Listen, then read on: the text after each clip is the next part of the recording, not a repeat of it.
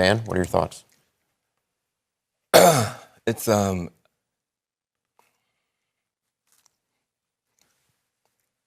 it's easier to be a parent this morning. It's easier to be a dad. It's easier to tell your kids character matters. It matters. Telling the truth matters. Being a good person matters. And it's easier for a whole lot of people. If you're Muslim in this country, you don't have to worry if the president doesn't want you here. If you're an immigrant, you don't have to worry if the president's going to be happier to have babies snatched away or send dreamers back for no reason. This is vindication for a lot of people who have really suffered. You know, I can't breathe. You know, that wasn't just George Floyd. That was a lot of people that felt that they couldn't breathe.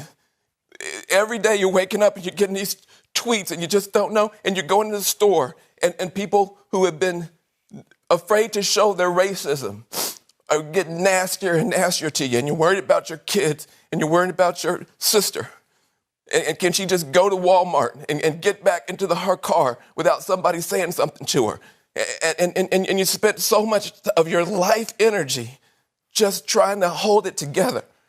And this is a big deal for us just to be able to get some peace and have a chance for a reset. And the character of the country matters. And being a good man matters. You know, I just want my sons to look at this. Look at this. You know, it's easy to do it the cheap way and get away with stuff, but it comes back around. It comes back around. And this is a good day for this country. I'm sorry for the people who lost. For them, it's not a good day. But for a whole lot of people, it's a good day. We tend to correct in our elections for the deficiencies of the person in that office. And in this case, those deficiencies went to character, went to decency, went to a lack of empathy. And these are qualities, as Gloria said, that Joe Biden has in abundance. And that made him the right candidate to run against Donald Trump. The greatest challenge is going to be to deal with a deeply divided country and try and find a common language and a common set of concerns that we can work on together, even if we disagree on many, many issues. And that, you know, I so fervently hope for the country that he is successful in moving us forward in that way. This is Van Jones on CNN echoing the relief that so many people in this country are feeling right now. Because after years of attacks against black people, against Latinos, against Muslims, effectively anyone who isn't Trump's base, those people can finally rest a little easier tonight knowing that their very presence in this country won't be condemned in just a couple short months when Joe Biden takes office. It'll be a welcome change from a president who literally predicated his political career attacking Mexicans. When do we beat Mexico at the border? They're laughing at us, at our stupidity. And now they're beating us economically. They are not our friend, believe me. But they're killing us economically. The U.S. has become a dumping ground for everybody else's problems.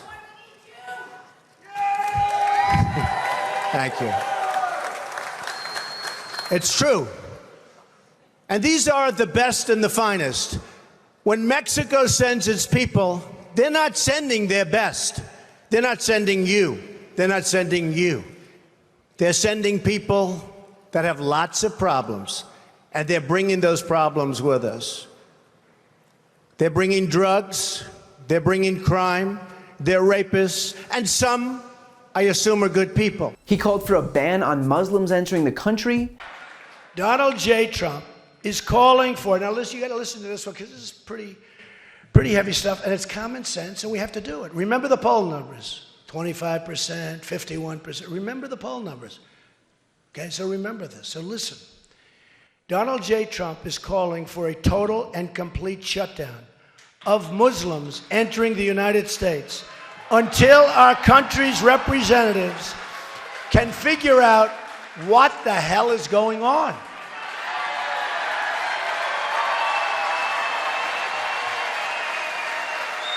We have no choice. We have no choice.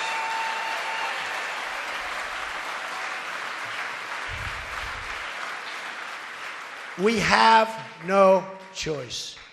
He blocked trans troops from serving in our own military. His administration withdrew protections for LGBT students in schools. His budget cut funding for Medicaid, which covers those with disabilities. He ended DACA, which protected dreamers who were brought into this country as children. He told non-white members of Congress to go back to where they came from. He emboldened white nationalists and equivocated Democratic protesters with neo-Nazis. The list goes on, but the through line here is the same. Donald Trump's entire presidency is predicated on punching down on the most vulnerable among us, not for any reason other than to compensate for his own insecurity. The last 4 years have been a clinic in dealing with the ego of a small, petty man. But that's over, because as Joe Biden prepares to take office, he's already signaled that in the first 100 days of his presidency, he'll issue executive orders repealing the ban on almost all travel from Muslim-majority countries and reinstating DACA, the program allowing dreamers to remain in this country. And I can assure you that he'll nominate a Secretary of Education who won't be hostile to LGBT students. And just like that, the reign of terror that came with the Trump administration will end, and these groups that had been vilified by Donald Trump can breathe a collective sigh of relief. So if you're an immigrant, a dreamer, a refugee, an LGBT student or member of the military, a person of color in this country, or any other class of people that's been persecuted by Donald Trump, while we certainly have issues that aren't close to being solved, you can at least find solace that the person with the biggest bully pulpit in the world won't be using it to vilify you after January 20th. He won't use it to distract from his own corruption or criminal behavior. He won't use it to drive a wedge between this country for his own partisan benefit. And that's something that everyone, regardless of your political affiliation, should be able to look forward to. And hopefully, as we move forward in this country, even those on the right will be able to recognize the dangers of electing a demagogue. The simple fact is that it's easy to exploit people's fears. It's easy to magnify our differences. It's easy to vilify those who don't look like us and lean on stereotypes and sow distrust. But despite what people like Donald Trump would have you think, that's not a position of strength, it's a position of weakness. That is easy. What's hard is bringing people together. What's hard is rising above the Fox News fear-mongering and xenophobic slurs and demagoguery. That's what Joe Biden was able to do in this election, and that's what made more than 75 million Americans vote for him. But winning this election doesn't mean our problems disappear. All it means is that we have to continue to pay attention, to stay involved, and to fight. Because we've seen the dangers of getting complacent. We've seen what a Republican Party left unchecked will look like, and we've seen how fundamentally it can test our fragile democracy. It's a democracy that'll live to see another day, but we know now just how hard we have to work to ensure that it stays that way. If you like this video, please check out my podcast, No Lie with Brian Tyler Cohen, where I take a deep dive into the week's most important stories and interview major players in politics, including Kamala Harris, Katie Porter, Adam Schiff, Nancy Pelosi, Eric Swalwell, Mary Trump, Al Franken, Cory Booker, and many, many more. Again, that's No Lie with Brian Tyler Cohen, available anywhere you listen to podcasts.